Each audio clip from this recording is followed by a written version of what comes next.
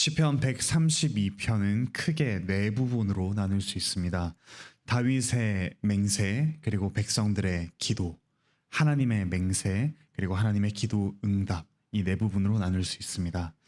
이를 살펴보며 오늘 우리는 어떻게 이처럼 기도하며 또 하나님과 교제할 수 있을지, 하나님을 어떻게 찬양할 수 있을지 함께 묵상하시겠습니다. 먼저 1절부터 5절에 다윗의 맹세 그리고 다윗의 수고가 나옵니다. 1절에서 다윗을 위하여 그의 모든 겸손을 기억하소서라고 합니다. 겸손이라는 말은 근심, 노고, 수고라는 말로도 번역할 수 있습니다. 그 근심, 노고, 수고 그리고 겸손의 구체적인 내용이 2절부터 5절에 나옵니다. 즉 여호와의 처소, 성막을 발견하기 전까지 결코 쉬지 않겠다는 것입니다. 여호와의 집을 마련하기 전까지 다윗은 집에 들어가지도 침상에 오르지도 거기서 잠들거나 졸지도 않겠다고 합니다. 이런 맹세는 먼저 다윗의 겸손함을 보여줍니다. 다윗은 이스라엘의 왕이었지만 진정한 왕이신 하나님의 집이 마련되기까지 자신의 안락함을 포기하겠다는 겸손함입니다. 그리고 이런 겸손함은 그의 수고로 드러납니다. 다윗은 블레셋에 빼앗긴 언약궤를 찾기 위해 애썼습니다. 또한 역대상 22장 14절에 보시면 다윗은 성전을 건축하기 위해 무려 금 10만 달란트와 은 100만 달란트, 놋과 철과 제목과 돌을 준비했습니다.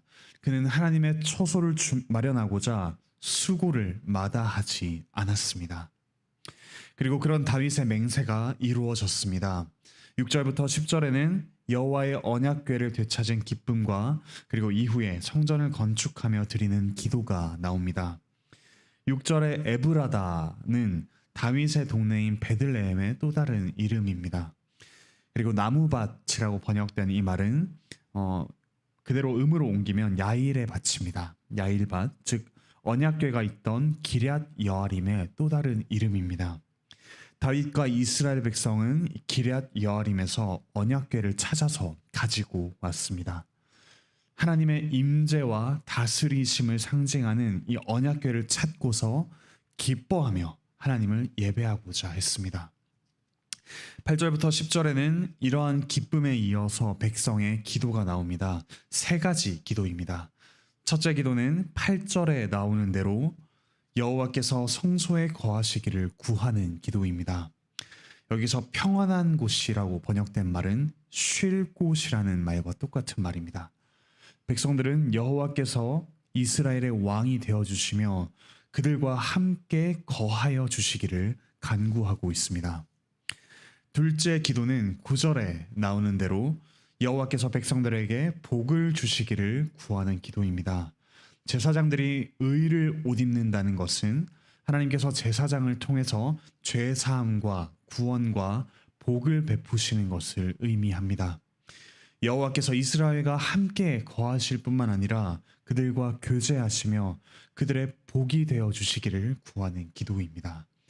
성도들은 이처럼 복을 주시는 여호와께 즐거이 외칠 것입니다. 셋째 기도는 10절에 나오는 대로 다윗 왕가에 은혜를 베풀어 주시기를 구하는 기도입니다. 하나님께서 다윗의 겸손함과 수고를 기억하여 주셔서 주의 기름 부음 받은 자, 즉 왕들의 얼굴을 외면하지 않도록 구하는 기도입니다. 이처럼 백성들은 여호와 하나님께서 그들 중에 함께 하시며 그들과 교제하며 복을 주시고 또 그분이 세우신 왕을 통해 그들을 다스려 주시기를 기도하고 있습니다. 이어서 세 번째 부분으로 11절부터 12절에서 하나님께서 이런 백성의 기도에 반응하시며 또한 맹세하십니다. 11절에 변하지 아니하실지라 라는 말은 10절에 외면하지 마옵소서라는 말과 같은 말입니다. 그들의 기도처럼 하나님께서는 신실하게 그분의 맹세를 지키실 것입니다. 3절부터 5절에는 여호와의 집에 대한 다윗의 맹세가 나왔다면 11절부터 12절에는 다윗의 집, 그 왕가에 대한 여호와의 맹세가 나옵니다. 여호와 하나님께서는 그분을 왕으로 고백하는 이 다윗 왕가를 영원히 지키실 것입니다. 다윗의 맹세는 여호와의 처소를 마련하기까지 이어지지만 여호와의 맹세는 영원히 이어집니다. 마지막 부분으로 13절부터 18절에는 백성의 세 가지 기도에 대한 하나님의 세 가지 응답이 나옵니다. 하나님께서는 다윗의 맹세에 그분의 맹세로, 그리고 백성들의 기도에 그분의 응답으로 화답하십니다. 먼저 첫 번째 기도에 대한 응답은 13절부터 14절에 나오는 대로 여호와께서 시온을 그분의 영원한 처소로 삼으신다는 것입니다. 14절 끝에 하나님께서 그렇게 원하신다라고 하십니다. 백성들의 간절한 기도에 부응하여 하나님 역시 열렬히 그리고 기꺼이 그들 가운데 그분의 쉴 곳을 정하셔서 그들과 영원히 함께 거하십니다. 둘째 기도에 대한 응답은 15절 16절에 나오는 대로 여호와께서 그분의 백성에게 복을 주시고 제사장들에게 구원을 옷 입히신다는 내용입니다. 하나님께서 그분의 백성들과 교제하시며 그들에게 복을 주십니다. 그 결과 15절에서처럼 그분의 백성들이 풍족하고 안전하며 만족하며 살아갑니다. 그리고 하나님께서는 16절에서처럼 제사장을 통해 구원을 베푸시고 성도들에게 기쁨을 주십니다. 셋째 기도에 대한 응답은 17절, 18절에 나오는 대로 다윗 왕가를 세워주실 것이라는 내용입니다. 17절에서 다윗에게 뿔이 나게 할 것이라는 말씀은 능력과 힘을 주실 것이라는 뜻입니다. 그리고 등을 준비하셨다라는 것은 다윗 왕가가 그치지 않고 계속해서 번성할 것이라는 뜻입니다. 18절에서 하나님께서 왕의 원수에게는 수치를 옷 입히시지만 왕에게는 왕관이 빛나게 하실 것입니다. 승리와 영광을 주시겠다는 뜻입니다. 물론 그분의 제사장들에게는 수치가 아니라 구원을 옷 입히기도 하셨습니다. 이처럼 하나님께서는 그분의 집을 향한 다윗의 열심과 맹세에 하나님의 열심과 맹세로 응답하셨습니다. 또한 백성들의 세 가지 기도, 즉 하나님의 처소와 사귐과 왕에 대한 간구에 그대로 응답하십니다. 하나님의 이런 응답은 순전히 은혜입니다. 온 세상을 창조하신 하나님께 부족한 것이 무엇이 있겠습니까? 사람이 하나님과 거래를 해서 얻어낼 수 있는 것이 무엇이 있겠습니까? 하지만 하나님께서는 다윗의 맹세를 어여삐 여겨주시고 영원히 그분의 맹세를 신실하게 지키십니다. 이스라엘은 다윗의 맹세를 제대로 지키지 못했지만 하나님께서는 때로는 그들을 꾸짖으시고 때로는 선지자를 보내시며 때로는 그들을 구원하시면서 그 맹세를 지켜가도록 은혜를 베푸셨습니다. 하나님의 처소를 업신여기고 하나님보다 다른 것들을 더 사랑하며 하나님의 통치를 무시하던 이들에게도 하나님은 신실하게 맹세를 지키셨습니다. 오늘 우리의 기도와 맹세는 어떻습니까? 하나님을 위한 열망과 열심 때문에 온전히 쉬지 못하신 적이 있으십니까? 이스라엘 백성의 기도처럼 하나님께서 우리와 함께 하시기를 간절히 바라고 계십니까? 하나님께서 우리와 교제하시며 친밀하신 바로 그분께서 우리에게 복 주시기를 구하고 계십니까? 나 자신이나 돈, 명예, 안정된 생활이 아니라 정말 하나님께서 우리를 다스려 주시기를 기도하고 계십니까? 어쩌면 그렇게 기도하고 계실 수도 있습니다. 하지만 우리는 결코 온전히 기도하지도 설령 온전히 기도한다고 하더라도 온전히 그렇게 살아갈 수도 없습니다. 그런 우리를 위해 신실하신 하나님께서는 아들 예수 그리스도를 이 땅에 보내셨습니다. 그분은 참 성전이셨지만 사람들은 그들 가운데 함께 사신 성전을 거부하며 그분을 죽였습니다. 하지만 그리스도께서는 그런 우리를 성전 삼으시고 성령님을 통해 우리 안에 거하십니다. 이제 우리는 성령 하나님께서 거하시는 움직이는 성전입니다. 건물로 된 성전은 역사상 몇 번밖에 무너지지 않았습니다. 하지만 우리의 인격으로 된 이 성전은 하루에도 수십 번씩 무너집니다. 그럼에도 불구하고 하나님은 이토록 연약하고 더럽고 보잘것없는 우리를 집으로 삼아 우리 안에 거하십니다. 그리고 약속하십니다. 우리를 하나님의 성전답게 빚어가실 것을 말입니다. 하나님께서 우리 안에 거하심에 감사합시다. 우리가 하나님께서 거하시는 성전이라는 사실에 감사하고 감격하며 오늘 우리의 삶과 또 교회를 함께 세워갑시다.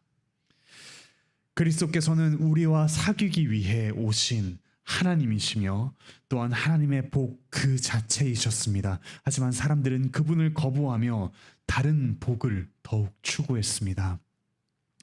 하지만 그리스도께서는 우리를 위해 십자가에서 복 없는 사람으로 여겨지셨습니다.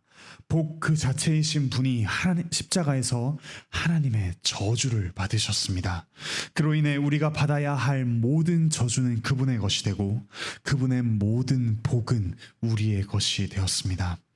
그리스도께서는 우리를 이제 형제 자매라 부르기를 부끄러워하지 않으십니다. 이제 우리는 하나님을 아버지라 부릅니다. 하나님과 교제합니다. 우리는 우리 안에 그리고 우리 가운데 오신 하나님과 날마다 사귑니다. 이 가장 근본적인 복을 함께 누립시다. 세상의 가볍고 일시적인 복을 얻지 못함에 아쉬워하고 낭망하기보다 영원하고 친밀한 복을 누림에 감사합시다. 우리를 위해 그 아들까지 내어주신 분이 오늘 우리에게 주신 모든 시간과 관계와 물질은 우리에게 가장 좋은 복입니다. 이 복을 누리며 또 복을 나누며 함께 살아갑시다. 그리스도께서는 모든 것을 창조하시고 다스리시는 왕이시지만 사람들은 그 왕을 자기의 입맛대로 길들이고자 했고 그것에 실패하자 왕을 죽여버렸습니다. 하지만 그리스도께서는 왕으로서 우리를 섬기셨고 그분의 백성을 위해 기꺼이 생명을 내어주셨습니다. 폭력에 폭력으로 맞서지 않으시고 십자가에서조차 왕으로서 끝까지 그분 자신을 지키셨습니다. 죽기까지 순종하셔서 죄를 이기셨고 부활하셔서 죽음을 이기셨습니다. 이제 우리는 가짜 왕들로부터 해방되었습니다. 우리의 예배를 받기 원하지만 우리를 진정으로 섬기지는 않는 저 가짜 왕들 말입니다. 우리를 착취하고 소비할 뿐 우리를 참으로 부요하게 하거나 생명을 주지 못하는 가짜 왕들 말입니다. 우리를 섬기신 사랑과 능력의 왕 예수님을 따릅시다. 그분의 다스림을 받으면서 우리를 박해하는 자들을 기꺼이 사랑하며 섬기고 또 진정한 왕이 계심을 드러내며 그렇게 왕의 다스림을 받으며 살아가는 우리 모두가 되기를 바라고 축복합니다. 기도드리시겠습니다. 하늘에 계신 우리 아버지 하나님, 연약한 인간의 맹세를 어여삐 여겨주시고 또 우리의 기도를 주님께서 어여삐 보시며 그 기도에 응답하여 주시니 참으로 감사드립니다. 우리 가운데 처소를 삼으사 우리를 성전으로 삼아주시니 참으로 감사드립니다. 또한 기꺼이 원수된 저희를 아들로 삼아주시고 저희와 사귀어 주시니 참으로 감사드립니다. 또한 왕으로서 여전히 우리를 다스리시며 모든 가짜 왕들로부터 해방하시고 우리를 섬기는 왕으로서 다스려 주시니 참으로 감사드립니다. 그와 같은 복을 누리는 저희 모든 하나님의 자녀, 하나님의 백성이 되게 하여 주시고 하나님의 성전으로서 하나님과 사귀는 하나님의 친구로서 또한 하나님의 다스림을 받는 하나님의 백성으로서 오늘 하루를 우리의 평생을 넉넉히 살아갈 수 있게 주께서 인도하여 주시옵소서. 몸과 마음의 문제로 고통하고 신음하는 주님의 백성이 있습니다. 또한 상실의 문제로 또 억울한 문제로 불의의 문제로 고통하며 신음하는 주님의 백성이 있습니다. 취업의 문제로, 마음의 상처로, 관계의 문제로, 자존감의 문제로, 자녀의 문제로, 기타 여러 가지 문제로 고통하며 신음하는 주님의 백성을 주님 돌아보아 주시옵소서. 또한 이 고통 가운데서도 여전히 하나님을 신뢰하며 그 고통에 동참하신 예수 그리스도를 바라보며 이 고통의 시간을 금을 만드는, 그 정결하게 하는 참으로 고귀한 시간으로 보낼 수 있게 주께서 은혜를 더하여 주시옵소서. 감사드리며 예수 그리스도의 이름으로 기도드립니다. 아멘. 오늘도 은혜로운 기도의 시간 되시기를 바랍니다.